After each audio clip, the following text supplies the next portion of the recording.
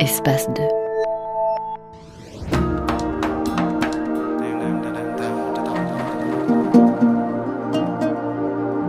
À vue d'esprit,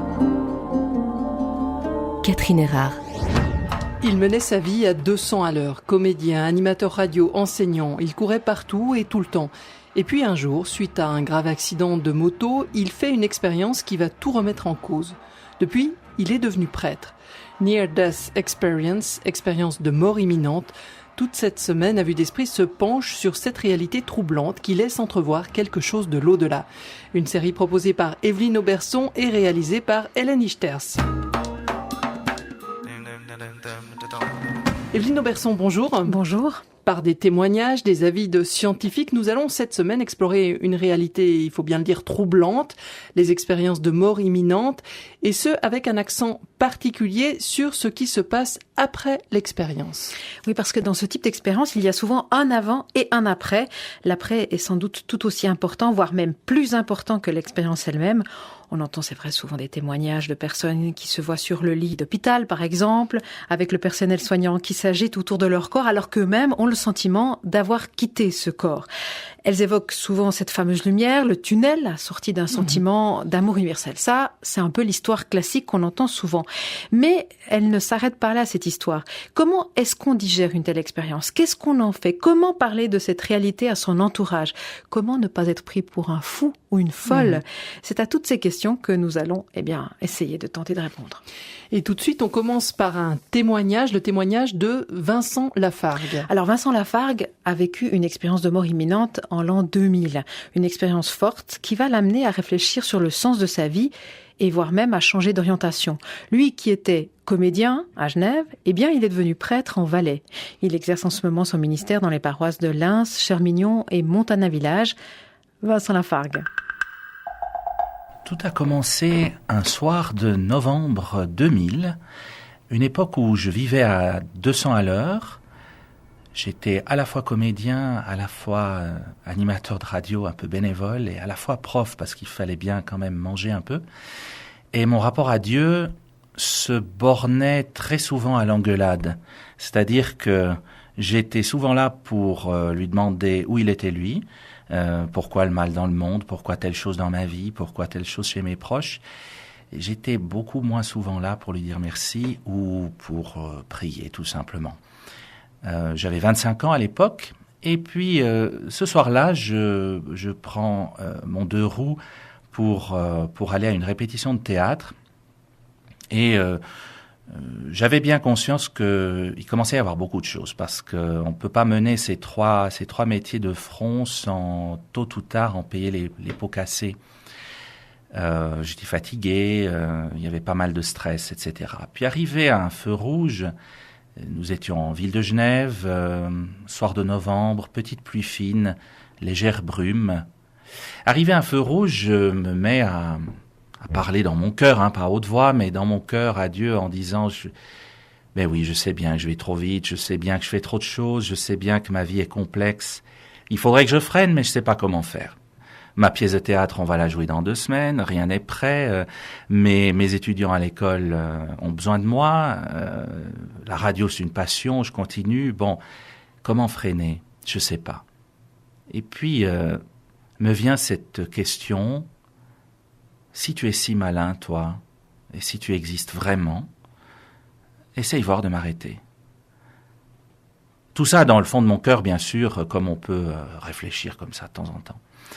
Et là, alors que j'avais la musique à fond dans mon casque de moto, j'entends distinctement une voix, comme si quelqu'un avait appuyé sur pause, une voix qui me dit, et que j'avais jamais entendue auparavant, une voix qui me dit « Est-ce que tu es bien sûr de ce que tu me demandes ? Est-ce que tu es bien sûr de ce que tu me demandes ?» Et là, cette fois-ci, à haute voix, j'ai répondu « Oui ». Et le feu est passé au vert et j'ai démarré. J'ai fait 100 mètres et je suis entré en collision avec une voiture de face à 50 à l'heure. Donc, 100 à l'heure dans un mur, je fais pas le détail. J'étais un peu cassé de partout malgré mon casque, 14 fractures.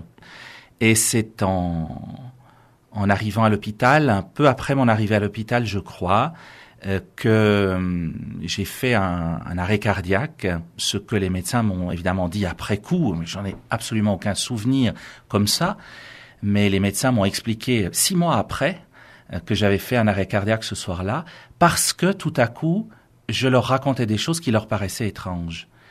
J'avais des souvenirs de moments où, scientifiquement, je ne pouvais pas avoir vu quoi que ce soit, puisque j'étais dans le coma, sur un lit qu'on poussait vers la salle d'opération, dans des couloirs, et j'ai eu la chance d'avoir un chirurgien qui a été à l'écoute. Lorsque j'ai commencé à lui parler de ses souvenirs, qui a été à l'écoute, qui m'a dit « Mais est-ce que vous vous rappelez d'un dialogue? Est-ce que vous vous rappelez du lieu? Est-ce que vous pouvez m'en dire un peu plus ?» Et tout ce que je lui disais, étonné moi-même d'avoir ces images qui me venaient et ce dialogue, tout ce que je lui disais, il me le confirmait en disant « C'est vrai, les détails que vous donnez sont exacts. Le seul problème que j'ai avec ça, c'est que vous pouvez pas vous en souvenir. » Et je suis allé jusqu'à lui décrire le massage cardiaque qui a été fait sur moi et le dialogue qui a été prononcé à ce moment-là, l'endroit dans lequel on se trouvait, etc. Et tout cela, voilà, j'ai eu la chance d'avoir ce chirurgien qui m'a écouté de manière bienveillante, qui m'a dit « Je vous crois », ce qui est extraordinaire parce que, semble-t-il, c'est pas le cas de tout le monde, qui m'a dit « Je vous crois ». Et je ne peux simplement pas expliquer scientifiquement ce que vous me dites et ce que vous avez vécu, mais je vous crois, parce que vous n'êtes pas le seul. À l'époque, je m'étais absolument pas intéressé à ça. Je ne savais pas qu'il y avait des gens qui avaient eu ce genre d'expérience. Je ne connaissais pas le mot expérience de mort imminente ou near death experience. Je n'avais pas lu de bouquin à ce sujet. Voilà. Et c'est ce médecin qui m'a dit, je vous recommande de rencontrer peut-être des personnes qui ont vécu cette expérience, de pouvoir en parler autour de vous. Vous verrez que vous n'êtes pas le seul, vous verrez que vous n'êtes pas fou, ce qui fait beaucoup de bien à entendre. Hein. Et voilà, vous allez entrer dans un domaine que la science ne peut pas expliquer pour l'instant, mais qui est manifestement ce que vous avez vécu, qui est un vécu de votre part, et que j'entends et que j'accueille. Pour ma part, je n'ai pas été très loin, entre guillemets, dans cette expérience de mort imminente. J'ai lu après des récits de gens qui... alors la lumière blanche, la fameuse lumière blanche, je l'ai vue, mais je n'ai pas été au-delà de ça, je n'ai pas rencontré quelqu'un, je n'ai pas entendu de voix qui me parlait, je n'ai pas rencontré mes proches, ce dont certains témoignent. Moi, je me souviens d'être sorti de mon corps, d'avoir très clairement alors cette vision de mon corps tout malade et avec toutes les personnes qui s'agitaient autour, et puis d'avoir cette vision d'une lumière blanche qu'il est extrêmement difficile de décrire.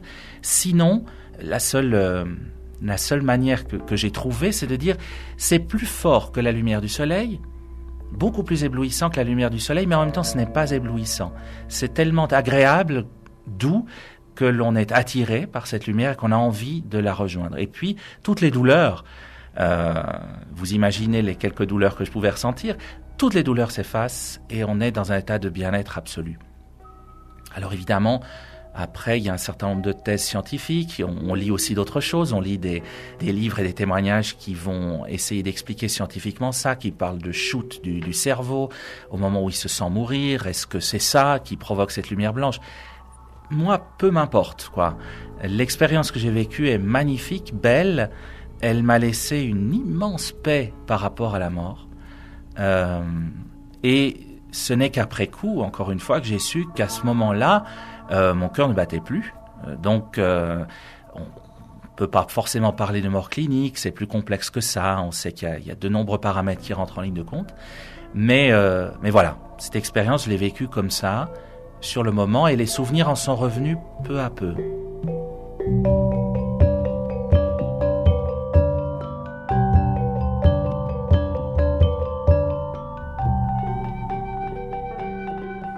Quand vous dites, Vincent Lafargue, que les souvenirs sont venus peu à peu, qu'est-ce que ça signifie ? Ça veut dire que sur le moment même, enfin, dans votre état comateux, vous n'avez pas gardé mémoire de cet événement-là ?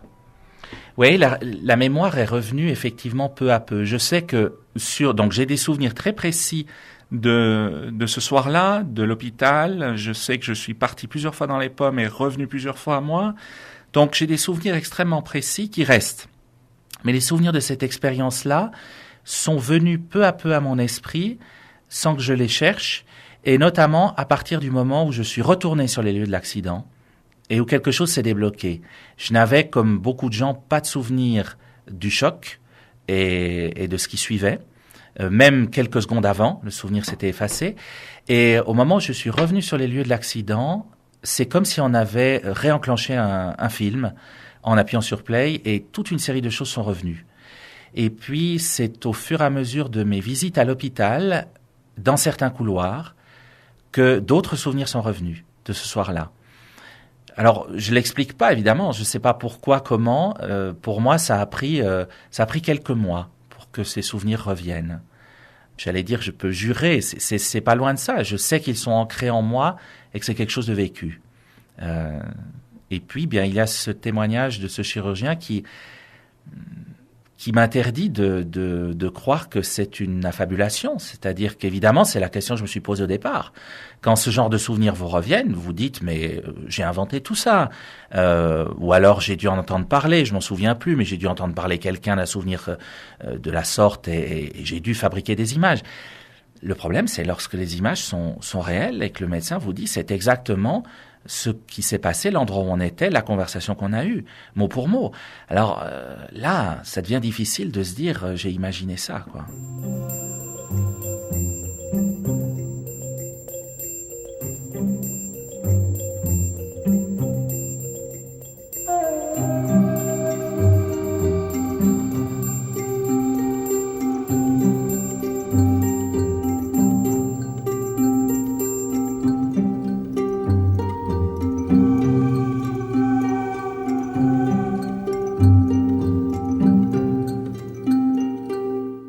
Qu'est-ce qui se passe, Vincent Lafargue, au moment où vous avez restitué tous ces souvenirs qui sont ressortis de votre mémoire?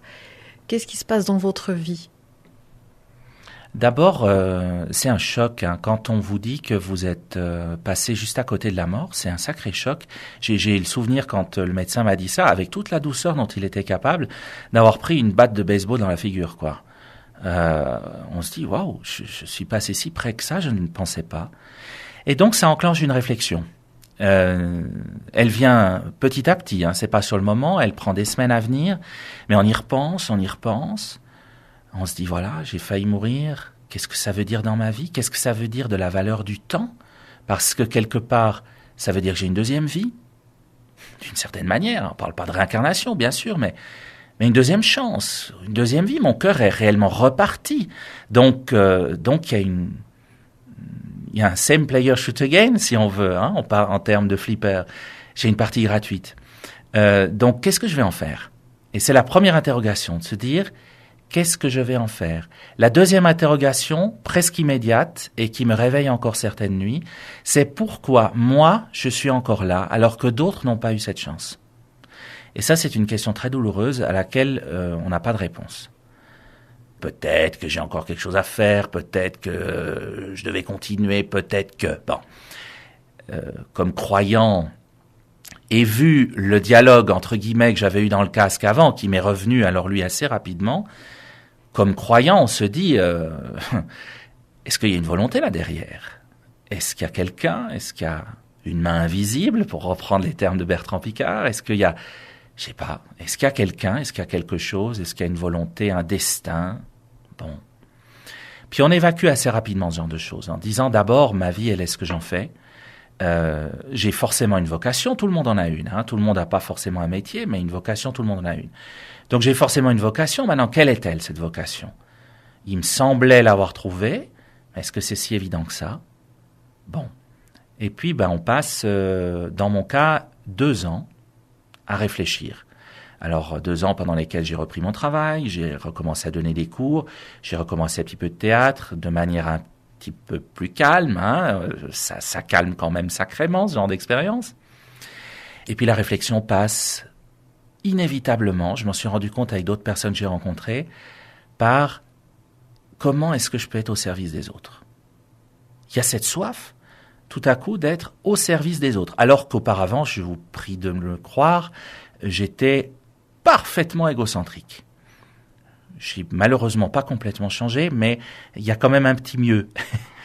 Et là, on se dit, je sens au fond de moi que j'ai besoin d'être au service des autres. Ça m'est un besoin fondamental. Alors maintenant, il y a plein de manières d'être au service des autres. Un pompier, il est au service des autres. Un psychologue, il est au service des autres, etc., etc. Et puis en même temps, la réflexion passe par la spiritualité. J'ai approfondi davantage ma foi. J'en ai parlé de cette expérience, mais je balbutiais à l'époque. J'osais pas vraiment en parler. Mais j'en ai parlé avec 2-3 personnes un peu plus religieuses qui ne m'ont pas du tout dit t'es fait pour être prêtre, c'est un signe, etc. Pas du tout, hein, absolument pas. Et d'ailleurs, si on m'avait dit à l'époque que je serais prêtre, j'aurais éclaté de rire, je pense, vraiment. Donc il y a cette réflexion, pourquoi je suis fait dans la vie? Et puis peu à peu, je me laisse guider par des amis, par des personnes à qui j'en parle et qui me disent, mais écoute, regarde, tu aimes enseigner, c'est peut-être quand même ça. En même temps, tu aimes être à l'écoute des gens, tu es quelqu'un vers qui on va se confier facilement, en qui on fait confiance. Tu nous relis souvent à du spirituel, à quelque chose qui a de la valeur pour toi, on le sait, à ta foi. Donc, cherche peut-être aussi dans ce domaine, ou voilà, creuse un peu tout ça. Bon, je creuse. En même temps, la vie continue avec son tourbillon d'activités. Et puis, il y a des jours où j'y pense pas du tout. La vie continue comme ça, et puis voilà, je me pose pas trop de questions. Ceci jusqu'à l'écoute d'une émission de la RTS, qui s'appelait pas la RTS à l'époque, qui était la première. Magnifique émission de Martine Galland, qui s'appelait Journal infime, et dans laquelle elle reçoit, ce jour-là, un prêtre. Moi, je prends l'émission en cours de route, je suis dans ma voiture en train d'aller à mes cours, et j'entends la voix de cet homme qui me rentre au fond du cœur. On ne sait pas pourquoi, des fois, une voix nous bouleverse. Et la voix de cet homme, vieil homme, me rentre dans le cœur. Il explique son amour de la poésie, c'est mon cas. Son amour du cinéma, de l'art, c'est mon cas aussi. Il explique sa jeunesse, dans laquelle il faisait d'autres choses, d'autres métiers. Mais il dit pas son métier. Et comme j'ai l'émission en cours de route, je ne sais pas comment il s'appelle, je ne sais pas quel est son métier. J'étais beaucoup moins branché sur Internet qu'aujourd'hui. Impossible de savoir qui c'est. Et puis, l'émission étant un feuilleton à l'époque, le surlendemain, je réécoute et je prends le temps cette fois-ci d'être à l'écoute de cette émission. Et j'ai cru prendre un coup de foudre sur la tête. J'étais au volant, j'ai dû m'arrêter, me mettre sur le trottoir au début de l'émission, au moment où la personne qui présentait dit « Voilà, nous sommes toujours chez l'abbé Untel qui est prêtre à tel endroit. » Et je me suis dit « Quoi, ce gars-là, il est curé ?» Mais pour moi, un curé, ça dit la messe le dimanche, je ne savais pas trop ce que ça faisait d'autre. Et puis j'écoute toute l'émission fébrilement, vraiment, les 2 mains sur le volant, moteur allumé, mais arrêté sur le trottoir, quoi. J'appelle les renseignements et puis je demande son numéro. On me le passe et je m'entends lui dire cette phrase que j'avais absolument pas préparée. Enfin, j'étais dans la fébrilité du moment. Je lui dis, écoutez, voilà, je viens de vous entendre à la radio, ça va vous paraître complètement aberrant. Je pense que je suis peut-être appelé à faire la même chose que vous. Grand silence au téléphone. Et il me dit, faudrait peut-être qu'on se rencontre. Je lui dis, oui, volontiers. Vous avez le temps d'un café tel jour? Mais oui, pourquoi pas? Vous êtes loin de chez moi? Non, ça va. On boit un café. Et puis le café, à 14h, a duré jusqu'à 23h30. Je lui ai raconté ce que je viens de vous raconter, mon expérience, et il m'a dit, mais écoute, tu as une deuxième vie. Il me vous voyait à l'époque. Vous avez une deuxième vie. Vous avez du temps, vous avez un métier, prenez le temps, discutez avec des gens, vous avez des prêtres dans votre entourage, profitez, puis allez voir peut-être les autres métiers de l'Église. Il y a plein de manières de servir son prochain dans l'Église. Regardez, discutez, renseignez-vous. Prenez le temps, réfléchissez bien. J'ai beaucoup admiré ça, parce que je pense que s'il m'avait dit foncez, je serais parti en courant. Et puis là, me sont revenues plein de choses. J'ai rediscuté avec d'autres personnes. J'ai vu un petit peu en arrière une sorte de fil rouge, en fait, dans ma vie, qui me menait peut-être bien à ça. Et voilà. Enfin, en gros, c'est ça qui m'a poussé à ce moment-là à prendre cette voie-là.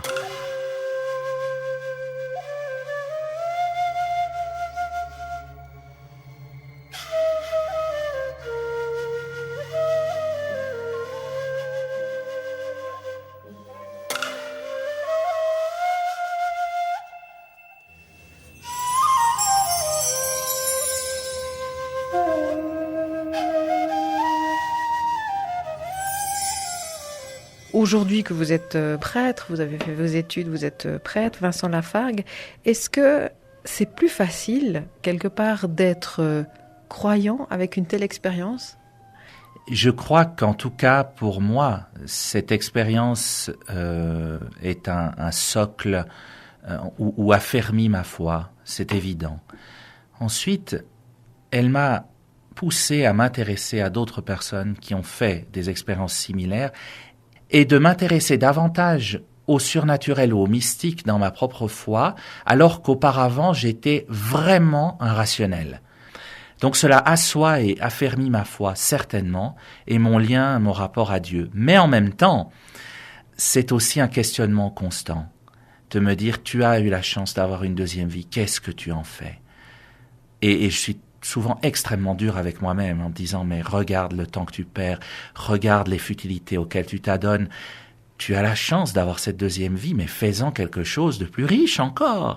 Donc c'est en même temps, je dirais pas un événement jugeant, mais quelque chose qui me titille et qui me rappelle sans cesse à l'ordre, quoi. Et en même temps encore, c'est un événement qui me rappelle la valeur du temps. On ne sait pas combien de temps on a sur cette terre. Et puis qui m'apaise, comme je l'ai dit, par rapport à la mort. Je m'approche des personnes qui meurent, et Dieu sait si j'en vois dans ma vocation. Je m'approche des personnes qui meurent avec une douceur que j'hérite certainement de cette expérience-là, et qui m'aide beaucoup à parler aussi de la mort, à parler de la paix qu'on peut ressentir dans ce genre de cas. Et évidemment, mon expérience, encore une fois, m'aide à croire qu'il y a quelque chose après, et que ce qu'il y a après est paisible. Et ça, c'est un très grand réconfort quand on doit prêcher la foi en la vie éternelle à d'autres personnes.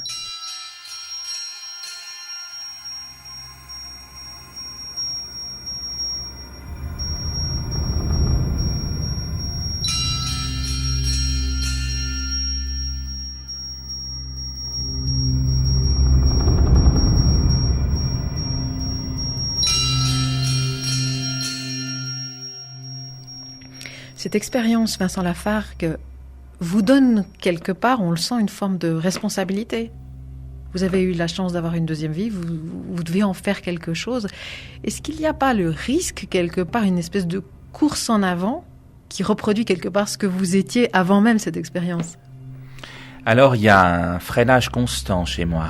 Et effectivement, comme je suis un passionné de la vie, un activiste dans plein de domaines, j'ai tendance toujours à reprendre plein de choses. Cette expérience m'a appris à mettre des zones tampons dans mon agenda, à m'arrêter, à prier. Évidemment que mon état de prêtre m'aide aussi énormément dans ce sens-là. Les prières régulières, plusieurs fois par jour, sont des moments de respiration qui m'aident énormément.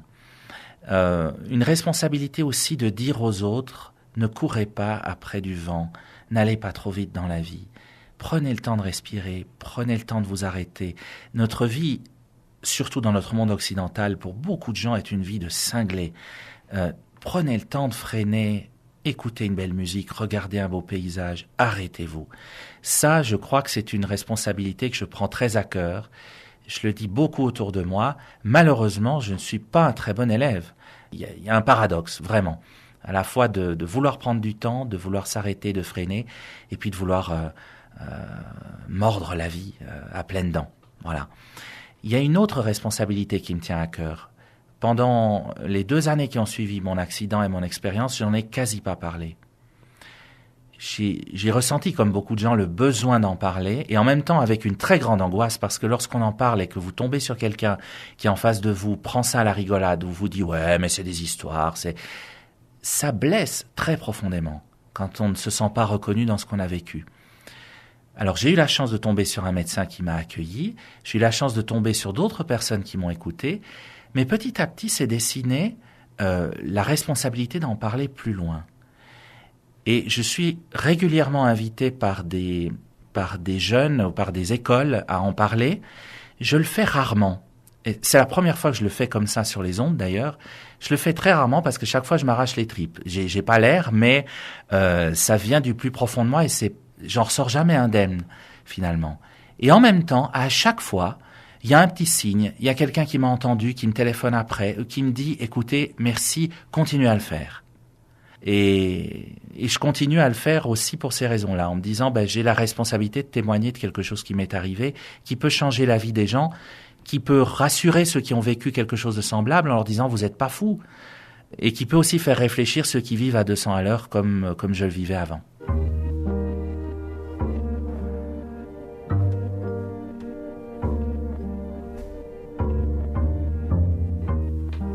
Comment vous expliquez le fait que pour vous, c'est pas facile de parler de cette expérience ? Il y a cette peur de ne pas être cru ou pris au sérieux. Et puis, il y a cette peur quand même en moi qu'on vienne me demander des comptes de cette deuxième vie que j'ai reçue. Et qu'on vienne me dire, alors, c'est bien, tu en parles, tu témoignes de tout ça. Ok, mais qu'est-ce que t'en fais vraiment de cette deuxième vie ?